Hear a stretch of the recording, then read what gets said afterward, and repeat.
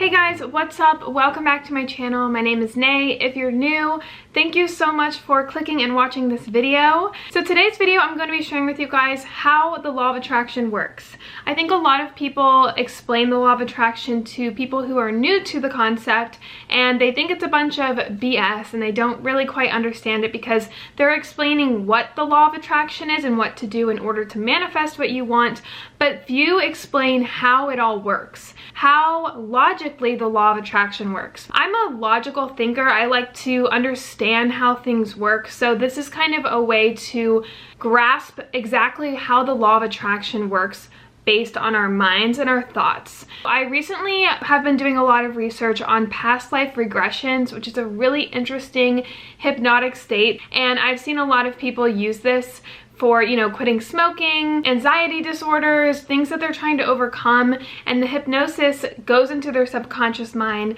and they verbalize their past life. And I honestly find this to be so true. It's kind of weird. If you actually watch a past life regression on YouTube or something, it's really crazy how hypnotized these people are and the extent to which their story is described. It's just really interesting stuff to me. But that kind of started my research on subconscious mind, conscious mind, your unconscious mind, and how that kind of correlates with the law of attraction. And I did a whole bunch of research for you guys, so this is going to be a really fully in-depth video of how exactly the law of attraction works. And this is kind of like my secret behind the secret, just because I, again, like things explained in depth. I want to know how they work and why it is that way. I don't want just people to think, oh, visualize and you'll get your dream. It's like, elaborate.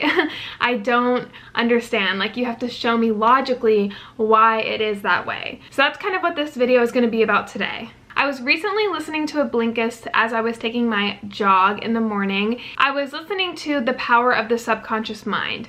It's actually a book, so if you guys want to grab it after this video, I will leave it linked down below. I have not read the book. I did listen to the Blinkist, which is kind of like a summarized version of it. And this is kind of what, again, sparked my interest in what the law of attraction is and like how it works with your mind. As I was listening to this story, the author describes your subconscious mind and your conscious mind as like riding a bike. Consciously, you are learning how to ride a bike when you're younger. The first time you ever ride a bike, it requires very intense focus and attention from your conscious mind. And then after a while, your subconscious mind kind of gets the hang of it and it becomes second nature. It becomes natural and automatic. And this is kind of an example of how conscious learning turns into subconscious learning. And I started thinking, how can we use this to our advantage?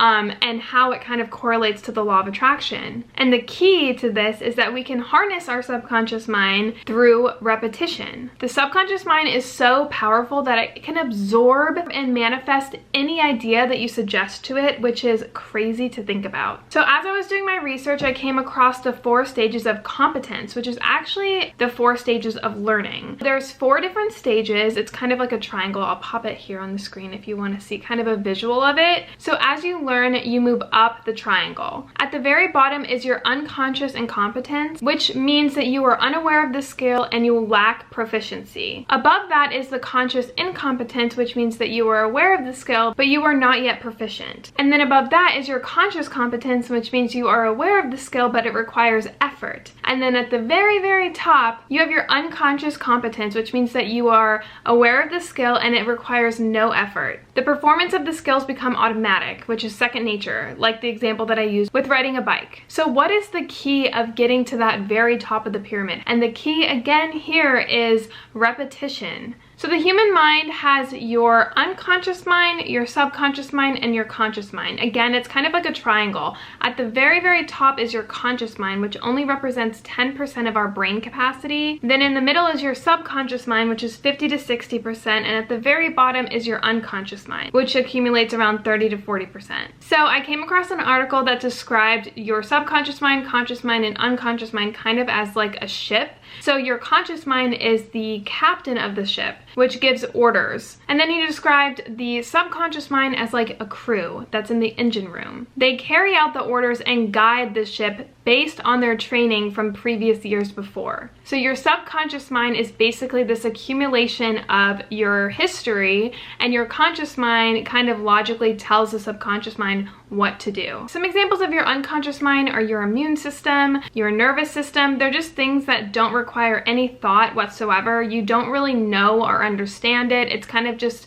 repressed down. Your subconscious mind are basically like your habits, your behaviors, your feelings, your emotions, based on your past experiences and what you've gotten from them. It's kind of like what you're programmed to behave like, kind of like a hard drive of a computer, and it directly influences your conscious mind. So the function of your subconscious mind is to store and receive data, and the job of the subconscious mind is to respond to that. It's kind of like the way that you're programmed, if that makes any sense.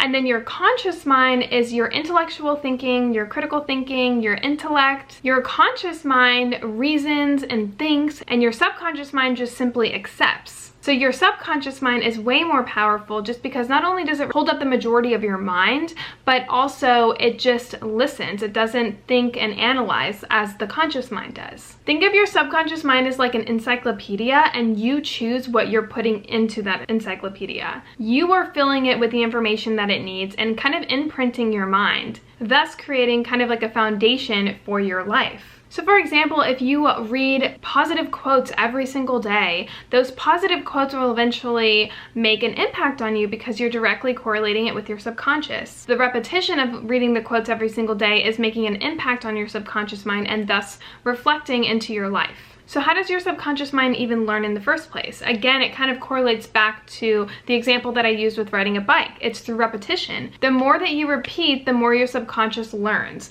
Like I said, the subconscious mind does not think and analyze. It simply just stores the information. It doesn't think, it just accepts. So you kind of are in control of what you put in your subconscious mind. So your subconscious mind can be influenced not only by repeating certain tasks in life, but also through thought. Your mind stores and processes every single thought that you have.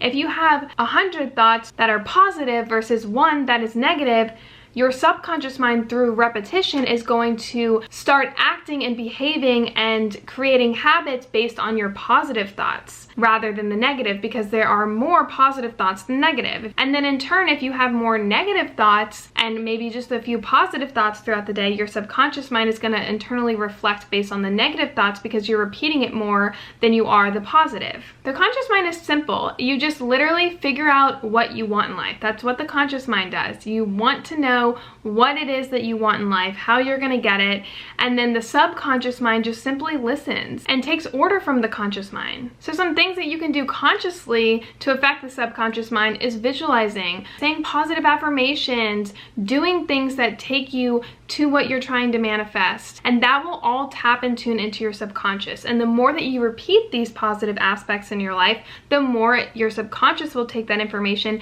and you will be guided into what you want in life, because the subconscious creates positive excitement, positive feelings towards all those certain things that you're repeating over and over and over into your subconscious mind. If you have negative self-talk, for example, and you repeat these negative self-talks in your mind, your subconscious won't believe that it's attainable or it's bad for you. Therefore, it won't have these positive vibrating energies deep down your gut feeling, your intuition that your subconscious is, and therefore you're not going to feel good actually doing the things, and you feel that not only is it unattainable, but it's bad for you. It's like you don't want it because somehow deep down your subconscious isn't guiding you towards it because you're feeding it with all these negative thoughts about it. For example, if you grew up saying that money is bad, money's not good, your subconscious is going to correlate money as bad. It's going to become hard for you to manifest certain things that are related to money because you deep down subconsciously think it's bad for you. Therefore, your mind isn't guiding you towards it because it's bad for you. So the more that you repeat positive affirmations about money and think positive things about money, read positive things about money, focus on how money is impacting your life in a positive light, the more you will kind of suppress the negative feelings and the positive feelings towards money will become prime.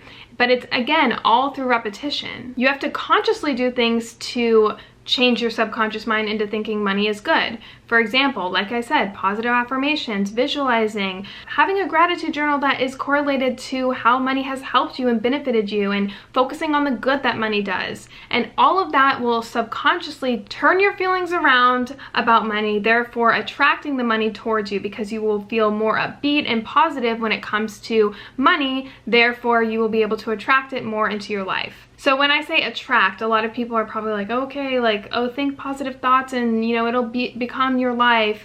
How does that work? The law of attraction is focusing on your thoughts, focusing on positive thoughts. You're gaining control over your mind. And when you gain control over your mind and you focus on what you want in life and the positivity that it'll bring to you, you will align with that lifestyle. And by align, I mean through vibrational energy. So in quantum physics, like energy attracts like energy. Your energies will gravitate towards other like energies, therefore creating your reality. So if you're sitting there thinking that money's bad for you, money's not good, I don't ever come across money, I'm unlucky, these negative self-talk, you're going to align with that certain lifestyle and the other people and things that vibrate lack of money and wealth, and that's what you will be. If you are thinking positively about your body, about how you're about to lose weight, or your health, whether that's your skincare, you know, disease, or anything related to health, sitting there giving yourself positive self-talk, your subconscious mind, the more you repeat it,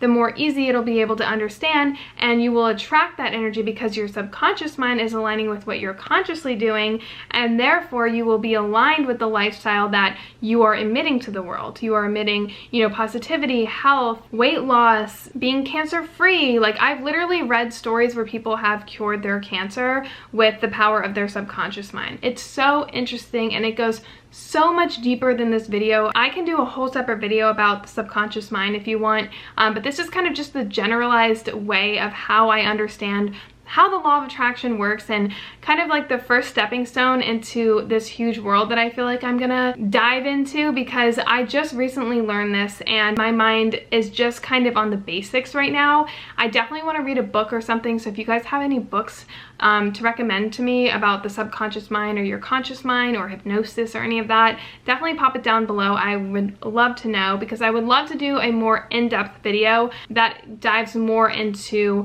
the mind and the science behind it. But like I said, it's kind of just the basics of what I've learned, and I just wanted to share it with you guys. So I hope that you guys liked it. If you did, please give it a thumbs up, and I will see you guys all in a future video. Bye guys.